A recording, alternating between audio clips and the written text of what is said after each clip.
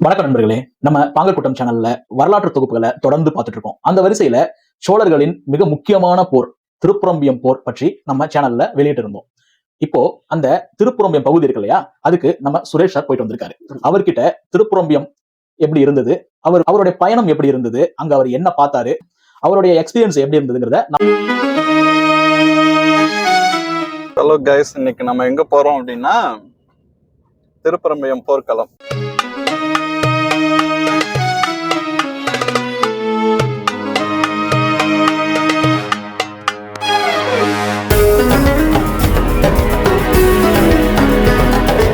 வந்து பாத்தீங்கன்னா இப்ப நான் போன வழி ஓகேங்களா, நீலத்தனூர் பாலம், அதுக்கப்புறம் நீலத்தனூர் பாலம் வந்து தாண்டதுக்கு அப்புறமா ஒரு பெட்ரோல் பங்க் ஆப்போசிட் ரைட் எடுத்தோன்னே கடிச்சம்பாடி வழியா நம்ம வந்து டிராவல் பண்ணலாம். 18வது அத்தியாயம் இடும்பன்காரி, 19வது அத்தியாயம் ரணகல அரண்யம், 20வது அத்தியாயம் முதற் பகைவன் அப்படிங்கிற பகுதிகளில் இந்த திருப்புரம்பியத்தை பத்தி கல்கி அவர்கள் பொன்னியின் செல்வன் நாவல்ல குறிப்பிட்டிருப்பார்.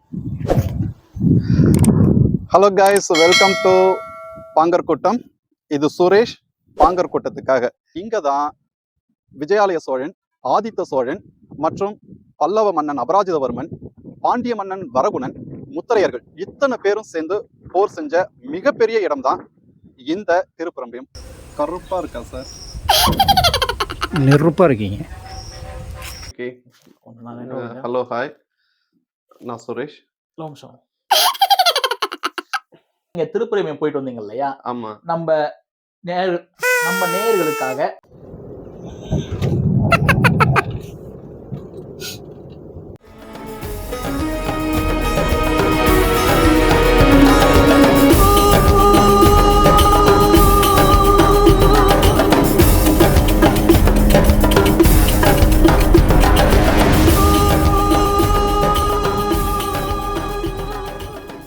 வணக்கம் நண்பர்களே. நம்ம பாங்கர் கூட்டம் சேனல்ல வரலாற்று தொகுப்புகளை தொடர்ந்து பார்த்துட்டு இருக்கோம். அந்த வரிசையில சோழர்களின் மிக முக்கியமான போர் திருப்புரம்பியம் போர் பற்றி நம்ம சேனல்ல வெளியிட்டு இருந்தோம். இப்போ அந்த திருப்புரம்பியம் பகுதி இருக்கு இல்லையா, அதுக்கு நம்ம சுரேஷ் சார் போயிட்டு வந்திருக்காரு. அவர்கிட்ட திருப்புரம்பியம் எப்படி இருந்தது, அவருடைய பயணம் எப்படி இருந்தது, அங்க அவர் என்ன பார்த்தாரு, அவருடைய எக்ஸ்பீரியன்ஸ் எப்படி இருந்ததுங்கிறத நம்ம அவர்கிட்டயே கேட்டு தெரிஞ்சிருப்போம். Hi sir. ஹலோ விக்கி, நல்லா இருக்கேன். நீங்க எப்படி இருக்கீங்க? நல்லா இருக்கேன். நீங்க திருப்புரம்பியம் போயிட்டு வந்தீங்க இல்லையா? ஆமா. நம்ம நேயர்களுக்காக திருப்புரம்பியத்துல நீங்க என்ன பாத்தீங்கிறத கொஞ்சம் தெளிவா எக்ஸ்பிளைன் பண்ணுங்க. நம்ம நேயர்களும் அந்த பகுதிக்கு போயிட்டு வரணும், அவங்களும் நம்ம வரலாற்று போர் நடந்த இடத்தை பற்றி தெளிவா தெரிஞ்சுக்கணும். அதனால நீங்க உங்களுடைய அனுபவத்தை கொஞ்சம் விளக்கமா சொல்லுங்க. ஓகே ஓகே விக்கி, அது நம்ம பாங்கர் கூட்டம் சேனல்ல திருப்புரம்பியம் போர் பத்தி ஒரு வீடியோ போட்டிருந்தோம், ஞாபகம் இருக்கா? கண்டிப்பா. சதாசிவ பண்டாரத்தார், ராஜமாணிக்கனார், நீலகண்ட சாஸ்திரி இவங்களோட புத்தகத்தை வச்சுதான் நம்ம திருப்புரம்பியம் போற நம்ம வந்து எழுத ஆரம்பிச்சோம். அதை வந்து ஒரு டாக்குமெண்ட்ரியா ரெடி பண்ணலாம், என்ன நடந்தது அப்படிங்கிறத மக்களுக்கு சொல்லலாம் அப்படிங்கிறதுக்காண்டி அதை வந்து ஒரு வீடியோவா ரெடி பண்ணணும். பேக்ரவுண்ட் வாய்ஸ்லாம் கொடுத்துருந்தோம். அது எழுதினதுக்கு அப்புறம் ஒரு இமேஜினேஷன், ஒரு கற்பனை, இப்ப இருக்கிற காலகட்டத்துல அந்த திருப்புரம்பியம் எப்படி இருக்கும். ஏன்னா அது அந்த புக்கில இருந்து எழுதும் போதெல்லாம் ஒரு கற்பனையில தான் நம்ம படிச்சுட்டு இருந்தோம்.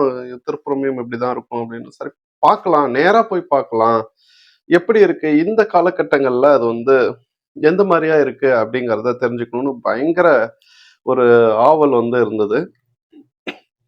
ரொம்ப நாள் பிளான் பண்ணோம், அந்த இடத்த போய் பார்க்கணும், திருப்புரம்பியத்தை வந்து போய் பார்க்கணும் அப்படின்னு சொல்லிட்டு. நிறைய ஹெல்ப் தேவைப்பட்டது. அப்புறம் என்ன பண்ணலாம் அப்படின்னு பார்க்கும்போது என்னோட ஃப்ரெண்டு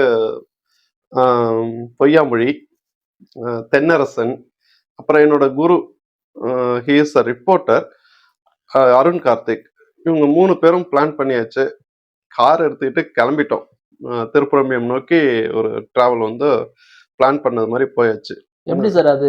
சென்னையில இருந்து ஒரு 240 கிலோமீட்டர் இருக்கும். இல்ல, கும்பகோணம் பாத்துக்கோங்க, கிட்டத்தட்ட 312 கிலோமீட்டர் கிட்டத்தட்ட இருக்கும். அது அப்ராக்சிமேட்டிவா சொல்றேன். அங்கிருந்து கிளம்பிட்டோம். விருத்தாசலம், ஜெயங்கொண்டம், டீப்பழூர், காரைக்குறிச்சி,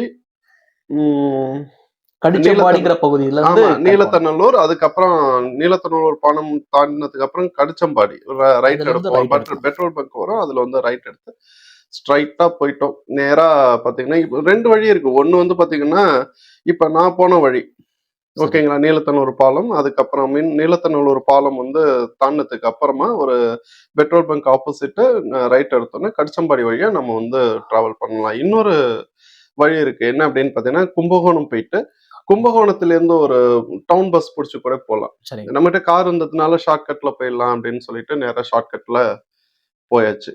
ரொம்ப பயங்கர எக்ஸ்பீரியன்ஸ் வந்து நமக்கு கிடைச்சது. அது மட்டும் இல்லாம மனசு முழுக்க ஒரு எக்ஸ்பெக்டேஷன், எப்படி இருக்கும் என்ன அப்படின்னு சொல்லிட்டு சரி போயிடலாம் அப்படின்னு சொல்லிட்டு கிளம்பிட்டோம். நேரா கார்ல போயிட்டு அதுக்கப்புறம் கொஞ்சம் தூரம் உள்ற வந்து பாத்தீங்கன்னா பைக்ல போறது மாதிரி இருந்தது. அப்புறம் உள்ற போன உடனே நடந்து போறது மாதிரிலாம் இருந்தது.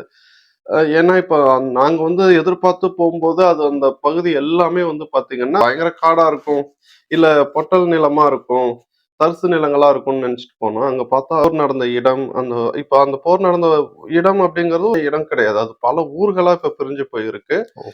அதுக்கப்புறம் வந்து பாத்தீங்கன்னா அங்க பள்ளிப்படை இருக்கு, விஜயாலய சோழனோட பள்ளிப்படை, பிருத்திவிபதியோட பள்ளிப்படை வந்து இருக்கு. அதை பார்க்கணும் அப்படிங்கிறதுக்காண்டி தான் போனோம்.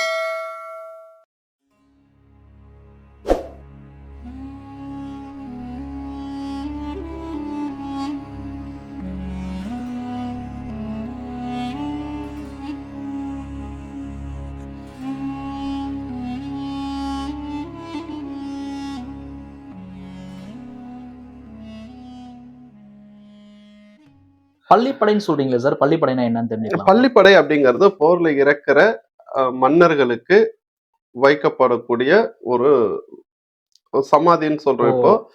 அது வந்து பள்ளிப்படை அப்படின்னு சொல்லி சொல்றாங்க. இப்ப வந்து ஐயனாரா வழிபடுறாங்க. அதாவது என்ன அப்படின்னு லிங்கம் வச்சு கூட சில இடத்துல ஆமா, வழிபடுறதா ஆமா. லிங்கம் வைப்பாங்க. லிங்கம் வச்சு ஏன்னா பள்ளிப்படைங்கிறதே ஒரு ப்ரொசீஜர். அதுக்கு அதுக்கு முதல்ல வந்து அது இன்னொரு வீடியோல நம்ம அத வந்து பள்ளிப்படைன்னா என்ன அப்படிங்கிறதையே பத்தி தனியா இருக்கு, நம்ம பண்ணலாம் அப்படின்ட்டு இருக்கோம். பள்ளிப்படை அப்படிங்கிறது இப்போ கோயிலா வச்சிருக்காங்க. சரிங்க சார். இப்போ திருப்புரம்பியம எதற்காக அவங்க அங்க தேர்ந்தெடுத்தாங்க? ஏதாவது ஒரு காரணம் இருக்கும் இல்லையா? ஆ போர் நடக்கிறதுக்கு ஒரு ஒரு பெரிய இடம் தேவை. நம்ப யானை, இந்த குதிரைப்படைகள், யானைப்படைகள்லாம் கொண்டு போய் நிக்க வைக்கிறதுக்கு ஒரு மிகப்பெரிய இடம் தேவை. இட வசதி தேவை. ம். அதனால அங்க வச்சாங்களா? இல்ல வேற ஏதாவது காரணம் இருக்கிறதா? இந்த மாரி போர் வந்து பெரும்பாலும் வந்து ஒரு குறிப்பிட்ட இடத்துல வைக்கிறாங்களே, அது வந்து ஒரு வரலாற்று சான்றா பின்னால மாறிடுது. அங்க வைக்கிறதுக்கான காரணம் என்ன? போர் வந்து மேக்சிமம் பாத்தீங்கன்னா ஆற்றுப்படுகை ஓரம் தான் வைக்கிறாங்க. ஏன் அந்த ஆற்றுப்படுகை ஓரம் வைக்கிறாங்க அப்படின்னு பாத்தீங்கன்னா, இப்போ இந்த போர் வந்து திருப்புரம்பியம் பாத்தீங்கன்னா 2 ஆறுக்கு இடையில வந்து 2 ஆறுகள் வந்து அந்த இடத்துல ஓடிட்டு இருக்கு. ஒண்ணு வந்து மிகப்பெரிய இருந்ததுன்னா கொள்ளிடம் ஆறு. கொள்ளிடக்கரையோட தென்பகுதியில இந்த போர் வந்து நடக்குது. நீங்க சொன்ன நீலத்துணூறு பாலம் கொள்ளிடம் ஆறு ஆமா, ஆமா. வருதுங்களா? நீலத்தநல்லூர் பாலம் கொள்ளிடம் ஆற்று மேல தான் கட்டப்பட்டிருக்கு. அது வந்து ஆறு வந்து பக்கத்திலேயே இருக்கு. அதுக்கு போர் நடக்க போகுது அப்படின்னு சொன்னா, அங்க நெறைய வீரர்கள் இருப்பாங்க. வீரர்களுக்கு தேவையான உணவு கொண்டு வரக்கூடிய மாடுகள், வண்டிகள் இருக்கும். யானைகள் போர்ல பங்கேற்றிருந்திருக்கு. உயிரினங்கள், வீரர்கள் எல்லாருமே அந்த இடத்துல வந்து இருக்கிறதுனால, அவங்களுக்கு தேவையான தண்ணீர், மற்ற வசதிகள்லாம் தேவைப்படுது. அதனால வந்து பாத்தீங்கன்னா ஏன்னா போர் வந்து ஈவினிங் வரைக்கும் தான் நடக்கும். அதுக்கப்புறம் வந்து பாத்தீங்கன்னா ரெஸ்ட் எடுப்பாங்க. ஒரு சில போர்கள் வரலாற்றுல இருக்கு. இரவும் வந்து அந்த போர் வந்து நடந்திருக்கு. அத நம்ம மறுக்க விரும்பல.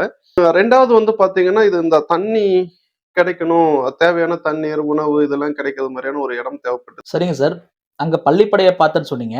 வேற ஏதாவது குறிப்பிட்டு அங்க ஏதாவது பார்க்க முடிஞ்சதா? அருகாமையில் உள்ள ஊர்கள் கூட இந்த திருப்புரம்பியம் போர் நடந்ததால உருவாக்கப்பட்ட பெயர்களால வந்திருக்குன்னு கூட சான்றுகள் இருக்கு. அது எப்படி எந்த அளவுக்கு உண்மை? உங்களுக்கு மேல என்ன பார்த்தீங்க அதுக்கு மேல அங்க? அந்த போர் நடந்த இடம், இப்போ இந்த திருப்புரம்பியத்துல போர் நடந்த இடம் வந்து பாத்தீங்கன்னா, உதிரம் படிந்த தோப்பு.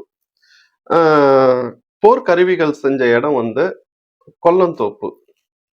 ஆ வீரர்கள அடக்கம் செஞ்ச இடம் பாலியப்படுகை அப்படின்னு சொல்றாங்க. குதிரைகள வச்சு பராமரிச்ச இடம் பரியாரி தோப்பு அப்படின்னு அந்த வ கிராமத்துக்கு பேர் வச்சு, இப்பயும் அந்த கிராமங்கள் வந்து அந்த இருக்கு. வரலாற்று சான்றிலேயே இருக்கு. வரலாற்று சான்றிலேயே வந்து இருக்கு. Okay sir. இப்ப இந்த திருப்புரம்பியம் போர் நடந்தது இல்லைங்களா? யார் யாருக்கு நடந்தது?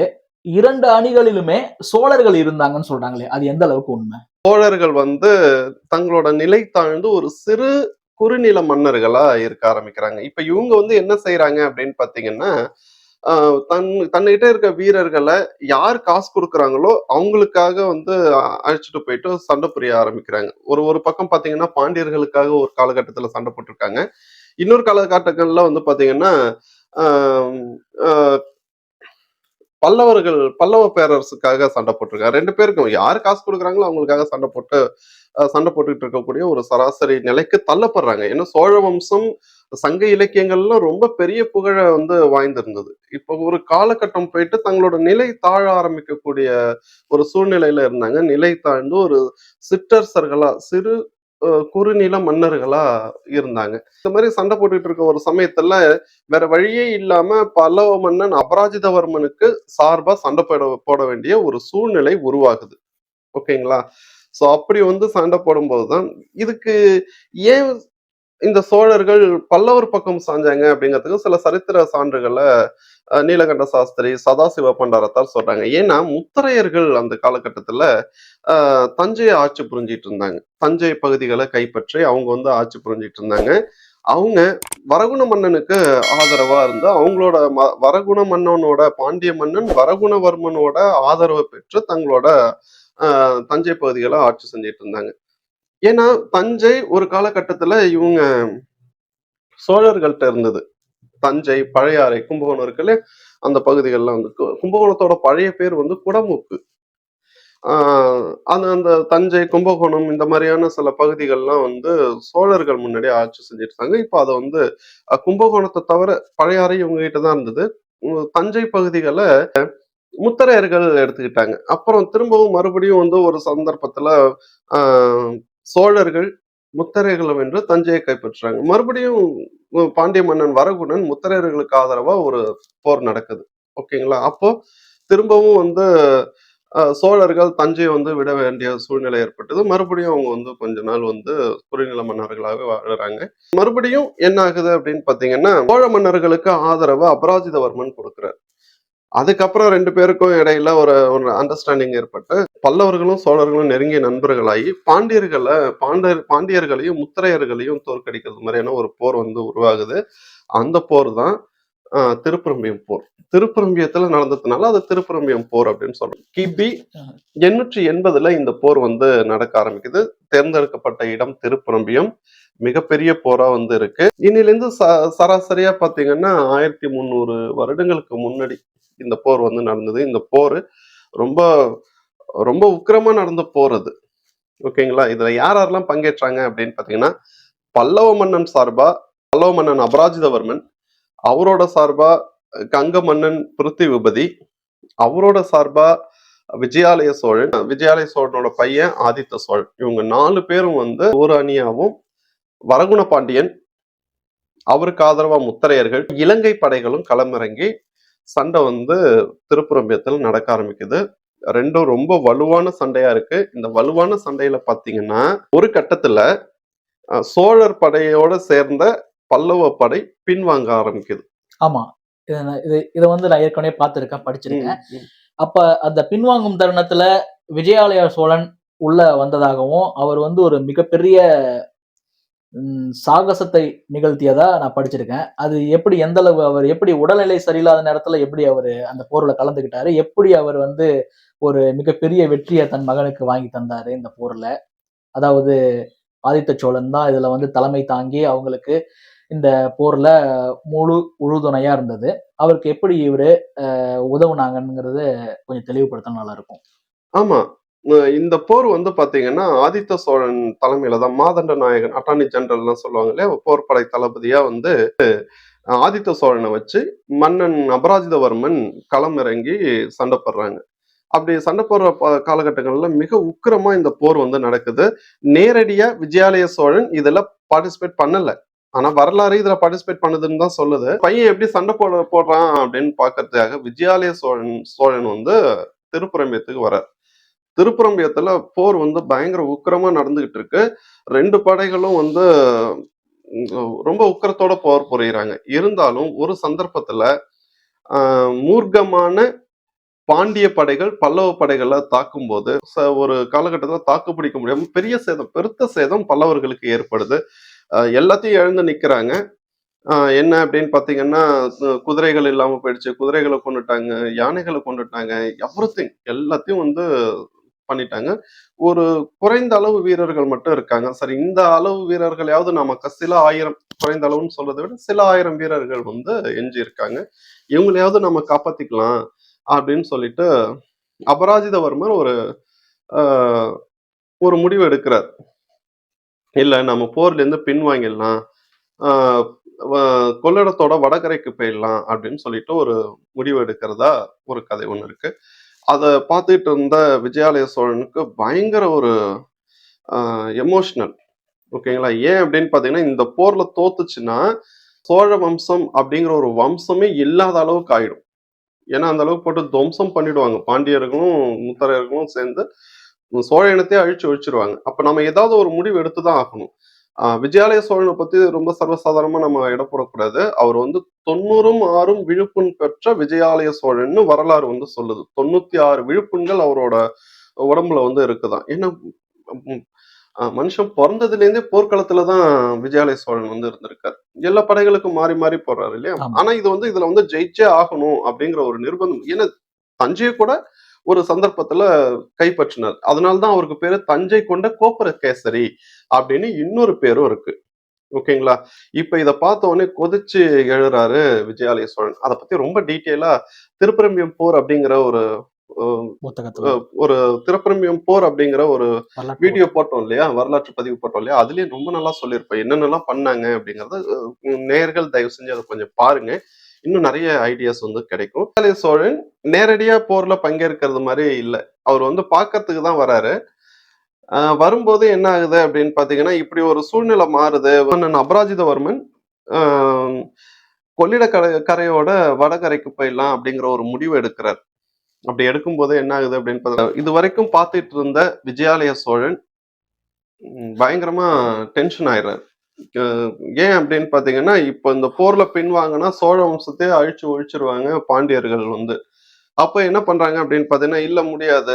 இப்ப வந்து போரோட போக்க வந்து பார்த்து கணிச்சிட்டு இருந்த விஜயாலய சோழன் உள்ற குதிக்கிறார். ஏய், என்ன நடந்துட்டு இருக்கு அப்படின்னு சொல்லிட்டு. விஜயாலய சோழன் வந்து 90ம் 6ம் விழுப்புண் பெற்ற தஞ்சை கொண்ட கோப்புரகேசரின்னு வரலாறு ரொம்ப ஸ்ட்ராங்கா பதிவு பண்ணிருக்கு இத.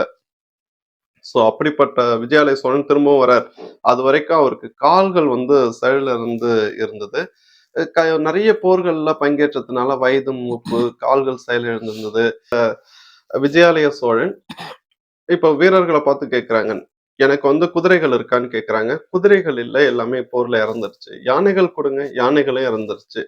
ஆஹ் ஆஹ் யாராவது எனக்கு, நான் எப்படியாவது வந்து அந்த போர்ல பங்கேற்கணும்னு சொல்லும்போது 2 வீரர்களையாவது கொடுங்க. அவங்களோட தோல்ல நான் வந்து உட்கார்ந்து இந்த சண்டையை வந்து தொடர்ந்து நடத்தலாம் அப்படின்னு சொல்றாங்க. அப்போ வந்து தோள்கள் கொடுக்குறாங்க. அது யாரு அப்படின்னு பாத்தீங்கன்னா, பழுவேட்டரையர்கள். கீழே பழுவூர், மேல பழுவூர் இந்த பகுதிகளில் இருந்தவங்க. கீழே பழுவூர், அதுதான் வந்து பழுவேட்டரையர்களும் பழைய தலைநகரமா இருந்தது. பழுவேட்டரையர்கள் வராங்க. 2 பேர் தூக்கிக்கிட்டு விஜயாலய சோழனை தோல்ல வச்சுக்கிட்டு போர்ல பங்கேற்கிறாங்க. போரோட போக்கே மாறுது. அவரோட வாள் சுழற்சியில, அவர் அவர் வீசுற வாள்ல நிறைய வீரர்கள் வந்து எதிரணியில இருந்த பாண்டிய வீரர்கள் நிறைய வந்து செத்து மடியிறாங்க. ரொம்ப உக்கிரமா போர் பண்றாரு. இந்த ஒரு கிழவனார் இந்த நிலையிலயும் வந்து போர் புரியற பார்த்து மறுபடியும் வந்து எல்லாரும் பார்த்துட்டு இருந்த பல்லவ படைகள், சோழர் படைகள் புது உத்வேகத்தோட, மூர்க்கத்தனத்தோட மறுபடியும் போர் புரியுறாங்க. இந்த போர்ல பல்லவர்கள் வென்று பாண்டியர்கள் தோக்குறாங்க. அதுக்கப்புறம் பாண்டியர்கள் தலையெழ 600 ஆண்டு காலம் ஆச்சுன்னு வரலாறு பதிவு சொல்லுது. அதுக்கப்புறம் மாறவர்மன் சுந்தரபாண்டியன் காலகட்டங்கள்ல தான் மறுபடியும் வந்து சோழர்கள் வீழ்ச்சி சந்திக்க வேண்டும். இதுதான் திருப்புறம்பியம். இப்ப நம்ம பார்த்துக்கிட்டு இருக்க இடம் பள்ளிப்படை. இந்த பள்ளிப்படை வந்து இப்ப இருக்கிற இடம். இந்த பள்ளிப்படை பத்தி இன்னொரு சுவாரஸ்யமான விஷயத்த சொல்லணும். பொன்னியின் செல்வன்ல இந்த பள்ளிப்படை வந்திருக்கு விக்கி. எப்போ அப்படின்னு பாத்தீங்கன்னா, அஹ் பொன்னியின் செல்வனோட ஆசிரியர் கல்கி அவர்கள் இந்த இடத்த ஆய்வு செஞ்சு 1957ன்னு நினைக்கிறேன். அந்த காலகட்டங்கள்ல பொன்னியின் செல்வன் எழுத ஆரம்பிக்கிறாரு. கள ஆய்வு செய்யறதுக்காக வந்திருக்காரு. இங்க இருக்கக்கூடிய ஒரு இடத்துல ஒரு 3 அத்தியாயத்துல 3, 4 அத்தியாயத்துல அத பத்தி சொல்லியிருக்காங்க. 18வது அத்தியாயம் இடும்பன்காரி, 19வது அத்தியாயம் ரணகல அரண்யம், 20வது அத்தியாயம் முதற் பகைவன் அப்படிங்கிற பகுதிகள்ல இந்த திருப்புரம்பியத்தை பத்தி கல்கி அவர்கள் பொன்னியின் செல்வன் நாவல்ல குறிப்பிட்டிருப்பார். ஓகேங்களா? அதுல ஒரு காட்சி இங்க நடக்கிறதா இருக்கும். அதாவது ஆழ்வார்க்கடியான், சோமன், ரவிதாசன், இடும்பன்காரி இவங்க 3 பேரும் வந்து என்ன செய்வாங்க அப்படின்னு பாத்தீங்கன்னா, ஒரு ரகசியம் கூட்டம் நடத்துவாங்க. சுளுந்த கையில வச்சுக்கிட்டு இந்த இடத்துல தான் திருப்புரம்பியம் இந்த பள்ளிப்படை இருக்குல்ல, இந்த இடத்துல வந்து ஒரு மருத மரத்தின் பின்னாடி அவங்கள ஃபாலோ பண்ணிட்டு இருக்க ஆழ்வார்க்கடியான் வந்து மருத மரத்துக்கு பின்னாடி வந்து ஒளிஞ்சிட்டு கேட்பாரு. இந்த 3 பேரும் சுளுந்தின் வெளிச்சத்துல ஒரு ரகசிய கூட்டம் ஒண்ணு போடுவாங்க. அப்படி வந்து ஒரு காட்சி வந்து அந்த பொன்னியின் செல்வன் நாவல்ல இருக்கும். படிச்சு பாருங்க. பொன்னியின் செல்வன் நாவல்ல இந்த அத்தியாயங்கள கொஞ்சம் படிச்சு பார்த்தீங்கன்னா, உங்களுக்கு நல்ல ஒரு ஐடியா கிடைக்கும். அதுல இந்த விஜயாலய சோழன பத்தி ரொம்ப சுவாரஸ்யமான நெறைய தகவல்கள குடுத்திருப்பார். நீங்க அந்த புத்தகத்த படிங்க. அந்த போர் வந்து நடந்ததா சொன்னோம் இல்லையா? விஜயாலய சோழன் அந்த போர்ல ரொம்ப உக்கிரமா செயல்பட்டு வீரர்கள் வந்து பல்லவர்கள் அணி வந்து வெற்றி பெற்றது. அப்புறம் ஒரு காலகட்டத்துல ஆதித்த சோழனே அபராஜிதவர்மன போட்டு தள்ளிட்டு மொத்த சோழ மண்டலத்தை காஞ்சி நகரம் வரைக்கும் விரிவுபடுத்திடுவாரு. இப்ப அந்த அந்த திருப்புரம்பியம் போர் நடந்த அந்த இடம், அந்த போர்ல கங்க மன்னன் பிருத்திவிபதி இறந்துடுறார். விஜயாலய சோழனும் பலத்த காயங்கள் அடைஞ்சு இறந்துடுறார். இப்ப இவங்க 2 பேருக்கும் ஒரு பள்ளிப்படை அந்த இடத்துல அமைக்கிறாங்க. போர்ல இறந்த மன்னர்களுக்கு அமைக்கப்படக்கூடிய சமாதிய பள்ளிப்படை அப்படின்னு சொல்றோம். அந்த இடத்துல அந்த சமாதி வச்சு அது மேல ஒரு லிங்கம் வச்சிருவாங்க. அப்படி இப்பயும் நீங்க பார்க்கலாம். அந்த இடத்துல லிங்கம் இருக்கும். ஆனா அதை வந்து இன்னைக்கு மக்கள் வந்து எப்படி வழிபட்டுட்டு இருக்காங்க அப்படின்னு பாத்தீங்கன்னா, பிருத்திவிபதி ஐயனார், விஜயாலய சோழ ஐயனார் அப்படின்னு பேர் வச்சு ஐயனாரா வழிபட்டுட்டு இருக்காங்க. இப்போ வந்து அந்த கோயில் அதுல பாத்தீங்கன்னா ஒரு இடத்துல ஒரு நடுக்கல் கூட இருக்கும். அதுல வந்து எழுத்துக்கட்டு பொறிக்கப்பட்ட ஒரு நடுக்கல் கூட அந்த இடத்துல இருக்கும். அதையும் நீங்க பார்க்கலாம். அதுல நடுக்கல் அப்படிங்கிறது போர்ல வென்ற வீரர்களுக்கு, சேனாதிபதிகளுக்கு யூஸ் பண்றது. மன்னர்களுக்கும் அதை பயன்படுத்துறதா சில இடங்கள்ல உண்டு. இதுதான் வந்து அந்த போர் நடந்தது. இப்ப நீங்க அத பார்த்துட்டு இருக்கீங்க. இப்போ அந்த இடம் முழுமையா சுற்றிலும் பசுமையான வயல்வெளிகள் இருக்குது. முழுவதுமா மாறி போயிடுச்சு. அந்த சின்ன இடம் இப்ப நீங்க பார்த்துட்டு இருக்கிறது தான். பாலியப்படுகை அப்படிங்கிறது கிராமமா இருக்கு. அதுக்கப்புறம் உதிரம் படிந்த தோப்பு, அது கிராமமா இருந்துட்டு இருக்கு. கொல்லந்தோப்பு, பரியாரி தோப்பு இது எல்லாமே இப்போ கிராமமா தான் இருந்துகிட்டு இருக்கு. ரொம்ப ஒரு அருமையான எக்ஸ்பீரியன்ஸ். அந்த இப்போ அதுக்கான போர் ஒண்ணு நடந்தது அப்படிங்கிறதுக்கான ஒரு தடையுமே கிடையாது. ஓகேங்களா? அப்புறம் இன்னொரு விஷயத்த சொல்லணும். ஆதித்த சோழன் இந்த போர்ல வெற்றி பெற்றதுக்காக பக்கத்துல ஒரு சிவன் கோயில் வந்து கட்டி கொடுத்திருக்கார். ஏற்கனவே அந்த சிவன் கோயில் இருந்தது. அத வந்து ஆதித்த சோழன் கற்றளியாக்கி அந்த சிவன் கோயில கட்டி கொடுத்திருக்கார். இப்பயும் அந்த சிவன் கோயில் வந்து இருக்கு. அந்த சிவன் கோயில் ரொம்ப பிரசித்தி பெற்ற சிவன் கோயிலா வந்துட்டு இருக்கு. அது நம்மளோட ஆலய தரிசனம் நிகழ்ச்சியில அதை பத்தி நம்ம டீட்டெயிலா பார்ப்போம். நம்மளோட தொடர்ந்து இணைஞ்சிருங்க நம்மளோட சேனல்ல.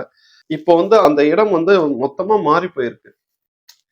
அந்த போர் நடந்ததுக்கான தடயமே இல்லாம அந்த ஊர் மக்கள் ஒரு சில பேருக்கும் இப்படி ஒரு போர் நடந்தது அப்படிங்கிறது தெரியல. திருப்பரங்குன்றத்துல பார்க்க வேண்டியது விஜயாலய சோழனோட பள்ளிப்படை. இது வரலாறு, நம்மளோட வரலாறு. ஒரு பெரிய போர் நடந்திருக்கு. அதுக்கான மிகப்பெரிய ஆதாரம் அங்க வந்து இருக்கு. பள்ளிப்படை இருக்கு. திருப்புரம்பியம் போர்ல திருப்புரம்பியத்தை பத்தி நம்ம தெரிஞ்சுக்க வேண்டியது இன்னும் நிறைய பல சுவாரஸ்யமான விஷயங்கள் அந்த போர்ல எல்லாம் இருந்திருக்கு. நம்ம போக போக நம்ம பார்க்கலாம். இது சோழர்களோட வரலாற நம்மளோட பங்கக்கூட்டம் சேனல்ல பதிவு பண்றோம். கிடைக்கிற டைம்ல அந்த போர் நடந்த இடம், அவங்க வாழ்ந்த பகுதி அதெல்லாம் பார்க்கறதா நம்ம இருக்கோம். தொடர்ந்து பாருங்க. நம்மளோட சேனலுக்கு ஆதரவு கொடுங்க. ரொம்ப நன்றி விக்கி. Thank you all. ரொம்ப நன்றி சார். நேயர்களே, நம்ம பாங்கர் கூட்டம் சேனல்ல வரலாற்று தொகுப்புகள் தொடர்ந்து வந்துட்டு இருக்கு. நீங்க இந்த திருப்புரம்பியம் தொகுப்பு இது வரைக்கும் பார்க்கலன்னா, நீங்க உடனே கமெண்ட்ல டிஸ்கிரிப்ஷன்ல லிங்க் கொடுத்துருக்கேன். போய் பாருங்க. நீங்க நேரா திருப்புரம்பியம் போகணும்னா அதுக்கான லொகேஷன் பின் பண்ணியிருக்கேன். நீங்க போய் செக் பண்ணுங்க. பாங்கர் கூட்டத்துக்கு உங்களுடைய ஆதரவை தாங்க. உங்களுடைய சப்ஸ்கிரிப்ஷன் எங்களை அடுத்தடுத்த படிநிலைகளுக்கு நகர்த்தும். உங்க நண்பர்களுக்கு நம்ம தமிழர் வரலாறை பற்றி தெரிஞ்சுக்கணும்னு நினைச்சீங்கன்னா அவங்களுக்கு இந்த வீடியோவை ஷேர் பண்ணுங்க. நன்றி, வணக்கம். நன்றி, வணக்கம்.